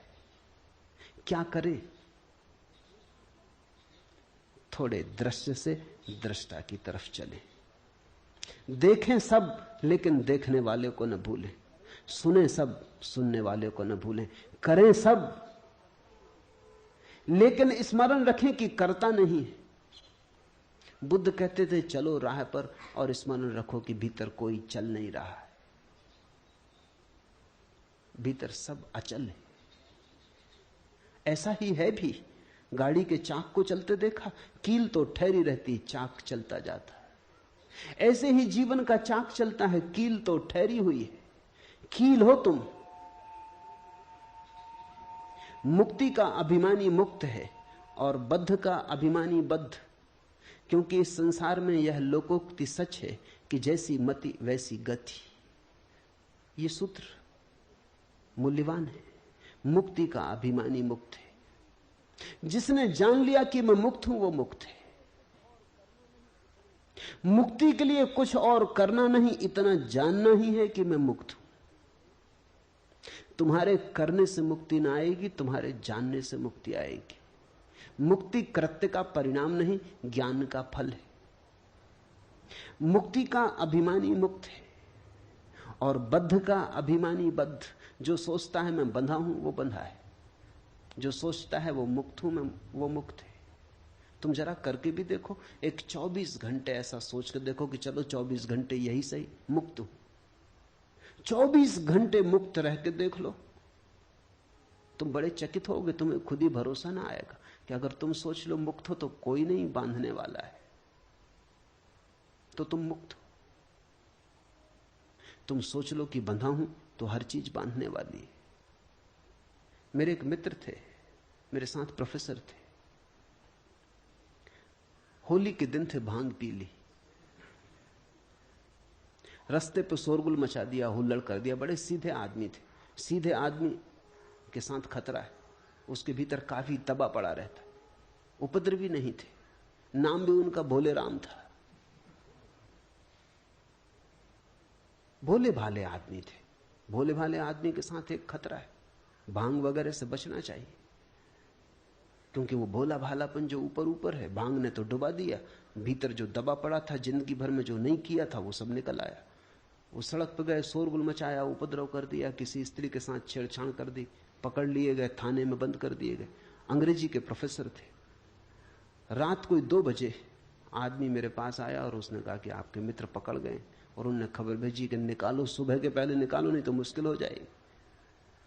बामुश्किल उनको निकाल पाए। सुबह होते होते निकाल तो लाए, लेकिन वो ऐसे घबरा गए। सीधे साधे आदमी थे, वो ऐसे घबरा गए कि बस मुश्किल खड़ी हो गई। 3 महीने उन्होंने ऐसा कष्ट भोगा। सड़क से पुलिस वाला निकले कि वो छुप जाए, तो वो आ रहा पकड़ने। मेरे साथ एक ही कमरे में रहते थे। रात पुलिस वाला सीटी बजाए, वो बिस्तर के नीचे हो जाए, तुम कर क्या रहे हो? आ रहे हैं वो लोग। फिर तो हालत ऐसी बिगड़ गई कि वो ना मुझे सोने देना, खुद सोए। वो कहें जगो, सुना तुमने? वो लोग, हवा में खबर है, आवाज आ रही, रेडियो पर वो लोग यहां वहां से खबर भेज रहे हैं कि भोला राम कहां है। भोला राम, तुम सो जाओ। अभी सो कैसे जाएं, जीवन खतरे में। वो पकड़ेंगे, फाइल है मेरे खिलाफ। आखिर में इतना परेशान हो गया कि कोई रास्ता न देख के कॉलेज भी जाना उन्होंने बंद कर दिया। छुट्टी लेके घर बैठ गए। वो 24 घंटे एक ही रंग चलने लगा, जिसको मनोवैज्ञानिक पैरानॉइड कहते। वो पैरानॉइड हो गए, अपने भय से ही रचना करने लगे। भले आदमी थे, कभी सोचा भी नहीं था मैंने, लेकिन एक अनुभव हुआ कि आदमी क्या क्या कल्पना नहीं कर ले सकता है। दीवानों को वो कहें कान है, सब तरफ लोग सुन रहे हैं। कोई भी रास्ते पे चल रहा है तो वो उन्हीं को देखता हुआ चल रहा है। कोई किनारे पर खड़े होकर हंस रहा है तो वो भोला राम को देख के हंस रहा है। कोई बात कर रहा है तो वो उन्हीं के खिलाफ षड्यंत्र रच रहे हैं। सारी दुनिया उनके खिलाफ। फिर कोई उपाय न देख के मुझे एक ही रास्ता दिखाई पड़ा। एक परिचित मित्र थे, इंस्पेक्टर थे, उनको समझाया कि तुम आ जाओ एक दिन फाइल लेके। कोई फाइल हो तो हम ले आए, कोई फाइल है ना कुछ। इस आदमी ने कभी कुछ किया ही नहीं, सिर्फ एक दफा भंग पी, थोड़ा उधम मचाया, खत्म हो गई बात। अब इसमें कोई इतना शोरगुल नहीं। तो कोई भी फाइल ले आओ, कागज कोरे रख के आ जाना, मगर फाइल बड़ी होनी चाहिए, क्योंकि वो कहते हैं फाइल बड़ी और भोला राम का नाम लिखी होनी चाहिए। और तुम चिंता मत करना, 2-4 हाथ इनको रसीद कर देना और बांध भी देना हथकड़ी इनके हाथ में। और जब तक मैं तुमको 10,000 रुपये रुश्वत न दूं, इनको छोड़ने के लिए राजी मत होना, तभी शायद ये छूटे। लाना पड़ा। उन्होंने 2-4 हाथ उनको लगाए। जब उनको हाथ लगाए तब वो बड़े प्रसन्न हुए। वो कहने लगे मुझसे, अब देखो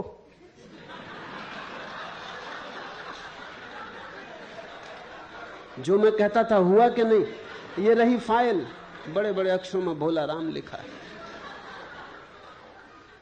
अब बोलो, वो सब समझदारी की बातें कहां गई? अब ये हो रहा है, चले भोला राम, हथकड़ी भी डाल दी।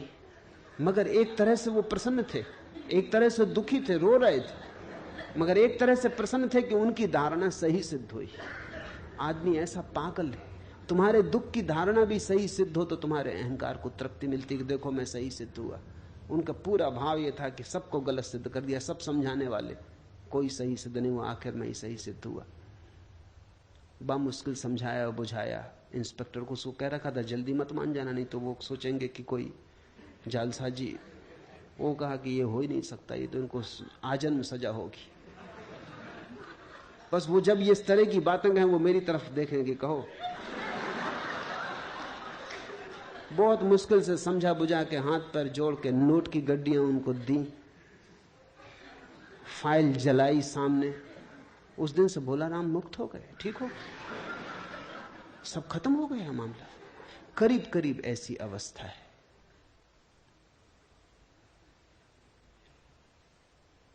मुक्ति का अभिमानी मुक्त है और बद्ध का अभिमानी बद्ध, क्योंकि इस संसार में यह लोकोक्ति सच है कि जैसी मति वैसी गति। तुम जैसा सोचते हो वैसा ही हो गया है।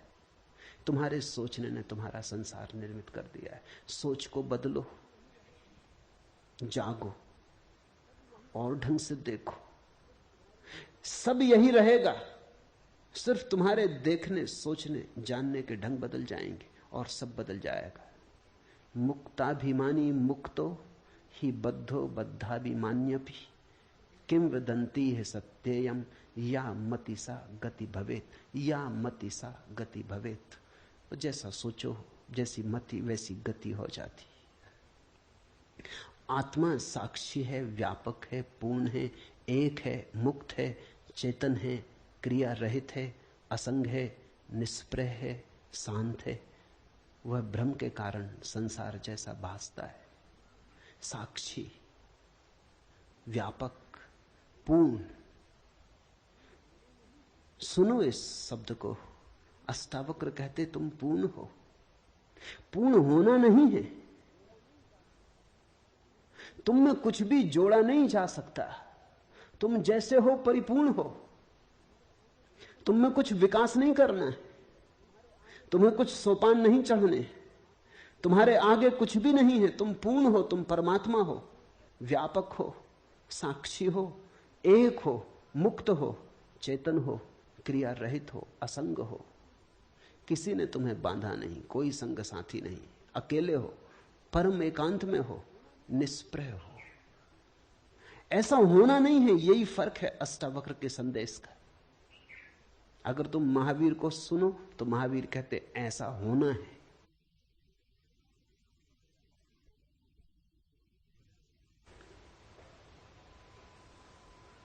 अष्टावक्र कहते हैं ऐसे तुम हो। ये बड़ा फर्क है, ये छोटा फर्क नहीं। महावीर कहते हैं असंग होना है, निष्प्रह होना है, पूर्ण होना है, व्यापक होना है, साक्षी होना है। अष्टावक्र कहते हैं तुम ऐसे हो, बस जागना है, ऐसा आंख खोल के देखना है। अष्टावक्र का योग बड़ा सहज योग है। साधो सहज समाधि भली, तू कूटस्थ बोधरूप अद्वैत आत्मा का विचार कर। अहम आभास इति, मैं आभास रूप अहंकारी जीव हूं। ये तुमने जो अब तक मान रखा है ये सिर्फ आभास है। ये तुमने जो मान रखा है ये तुम्हारी मान्यता है, मति है। यद्यपि तुम्हारे आसपास भी ऐसा ही मानने वाले लोग हैं, इसलिए तुम्हारी मति को बल भी मिलता है। आखिर आदमी अपनी मति उधार लेता है, तुम दूसरों से सीखते हो। आदमी अनुकरण करता है।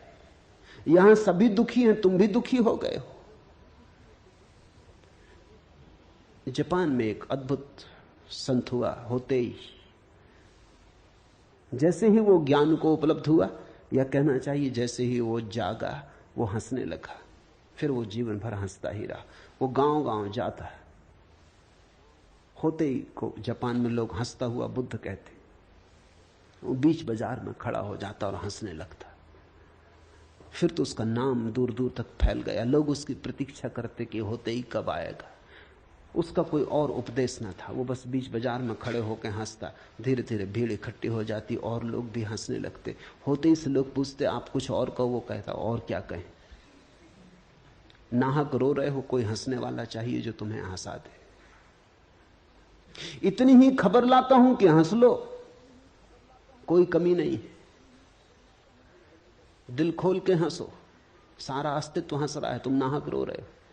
तुम्हारा रोना बिल्कुल निजी, प्राइवेट है। पूरा अस्तित्व हंस रहा है। चांद तारे फूल पक्षी सब हंस रहे हैं, तुम नाहक रो रहे हो। खोलो आंख, हंस लो, मेरा कोई और संदेश नहीं है। वो हंसता एक गांव से दूसरे गांव घूमता रहता। कहते हैं उसने पूरे जापान को हंसाया। और उसके पास लोगों को धीरे धीरे हंसते हंसते हंसते झलकें मिलती। वो उसका ध्यान था, वही उसकी समाधि थी।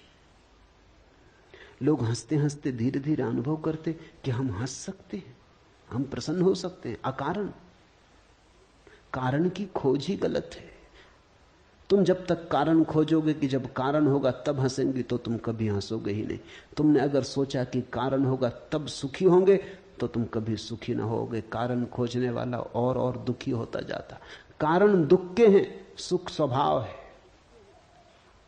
कारण को निर्मित करना पड़ता, दुख को भी निर्मित करना पड़ता। सुख है, सुख मौजूद है, सुख को प्रकट करो, यही अष्टावक्र का बार बार कहना है।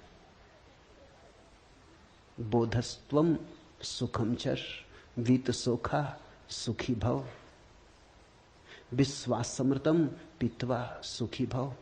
पीले अमृत हो जा सुखी। मनुष्य पूर्ण है, एक है, मुक्त है। सिर्फ आभास बाधा डाल रहा है। मैं आभास रूप अहंकारी जीव हूं, ऐसे भ्रम को और बाहर भीतर के भाव को छोड़कर तू कूटस्थ बोधरूप अद्वैत आत्मा का विचार कर। अहम आभासा इति वाह्यम अंतरम भावम मुक्तवा। बाहर और भीतर के भाव से मुक्त हो जा। आत्मा न तो बाहर है और न भीतर। बाहर और भीतर भी सब मन के ही भेद है। आत्मा तो बाहर भी है, भीतर भी है। आत्मा में सब बाहर भीतर है, आत्मा ही है। बाहर भीतर के सब भाव को छोड़कर तू कूटस्थ बोध रूप अद्वैत आत्मा का विचार कर। यह अनुवाद ठीक नहीं है। मूल सूत्र है वाह्यम अंतरम भावम मुक्तवा। मुक्त होकर अंतर बाहर से त्वम कूटस्थ बोधम अद्वैतम आत्मानम परिभावे। परिभाव कर, विचार कर, ये ठीक नहीं। परिभाव कर कि तू कूटस्थ आत्मा है, ऐसा बोध कर, ऐसा भाव ऐसी भावना में जग। विचार तो फिर बुद्धि की बात हो जाती, विचार तो फिर ऊपर ऊपर की बात हो जाती। सिर से नहीं होगा, ये हृदय से होगा। ये भाव प्रेम जैसा होगा, गणित जैसा नहीं। ये तर्क जैसा नहीं होगा, गीत जैसा होगा, जिसकी गुनगुनाहट डूबती चली जाती गहराई तक और प्राणों के अंतरतम को छू लेती, स्पंदित कर देती। परिभाव कर कि मैं कूटस्थ आत्मा हूं। ये घूमता हुआ चाक नहीं, बीच की कील हूं। कील यानी कूटस्थ।